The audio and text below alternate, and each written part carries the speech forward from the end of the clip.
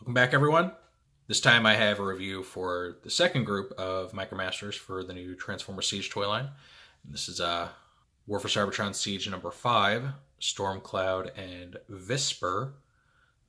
Copyrighted name. It's supposed to be Whisper, but I can imagine it's pretty hard to get a copyright on the word Whisper, so it's Visper now, like he's Transylvanian. And this so far is the first Decepticon team that we're going to have for the Micromasters, though there will be more. And they're part of a team called the Airstrike Patrol.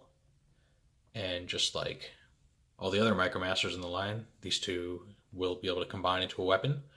This one into a very Mini-Con Star Saber looking sword. There's just, in my mind, no way the homage was not intentional. Though it is a shame there's not a third bot to form the hilt, but nitpicks. So let's go ahead, open these guys up, take a look at them, and give some thoughts. All right, so we've got our two guys in their jet modes. Here we have Visper and Stormcloud. And they both turn into these very sleek, almost futuristic jets. I think Visper is the more streamlined looking of the two. Stormcloud has a lot of really obvious kibble that you can see from the top of him, which I think is never good for a jet transformer. Kibble underneath is just a given, but seeing it from the top is kind of unforgivable, in my opinion. So, these are two neat-looking jets that turn into two neat-looking robots.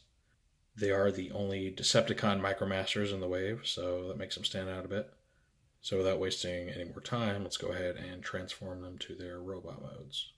Starting with Visper, or Whisper, whatever you want to call him.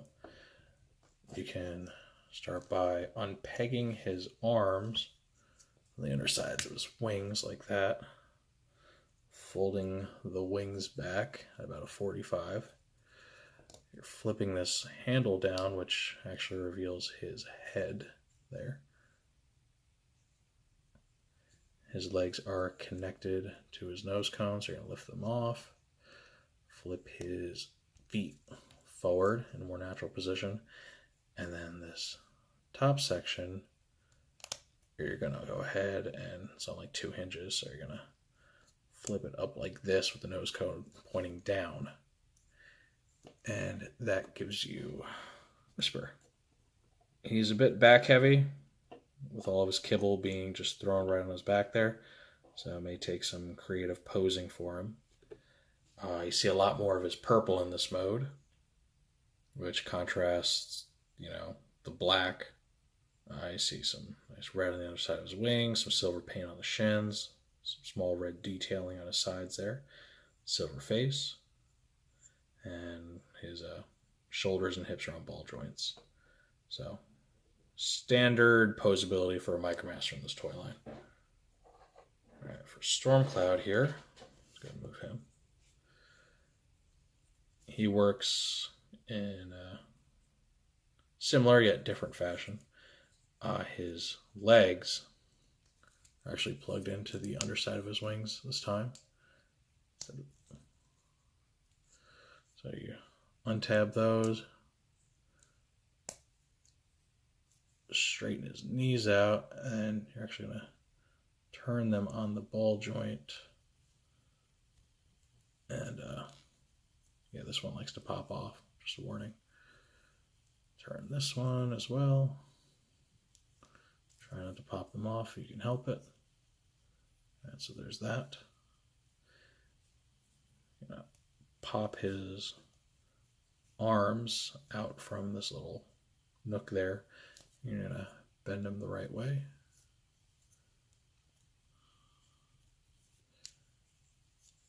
And then you're going to fold up his cockpit section very similarly to Whisper's. All right. There's that. He's a little odd looking. He doesn't have hands. He has like thrusters for hands, which is kind of weird. He does have a distinction of having bendable elbows, but that's due to his transformation. But yeah, make sure you bend his wings back a little bit. So there is that. Kind of loses hands, gets elbows. And, of course his knees bend, shoulders and hips rotate. And he looks very cool too. He has a black body to go against his purple extremities. And he has this like lime green face, which reminds me of Fangre's face a little bit. So here's the two side by side. And thankfully, even though they use very similar color schemes, their silhouettes are very different. So they feel like nice, unique characters. Fun fact, Visper played a pretty crucial role in the old Marvel comics when Megatron wanted to resurrect Starscream after the Underbase saga. So he actually stands out as a character that's been somewhat prominent in fiction. So yeah, these two are just fun little Decepticon jets. They're like mini Seekers almost. And just like all the other Micromasters in this toy line, they have a third combined weapon mode. And in their case, they turn into a sword. So we're going to go ahead and do that transformation now. All right, so the first thing you want to do is actually start these guys back off in their jet mode. Then you want to take Stormcloud and bring his cockpit section all the way back. So you're transforming him to robot mode again.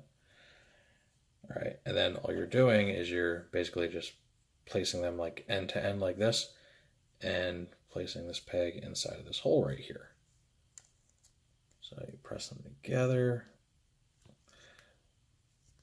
And you also want to make sure that the tabs on Visper's wings plug into the little slots on Stormcloud's wings. And they create this sword right here. Now I've decided to go ahead and let Megatron hold these two because I feel that Voyager scale is probably the most appropriate given their size. I think they're a little too awkwardly large for a deluxe, but probably a little too small looking for a leader. And their colors just go with his very well anyway.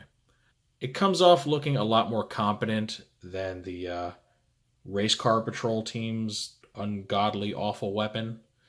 This kind of looks like it could be used as a sword.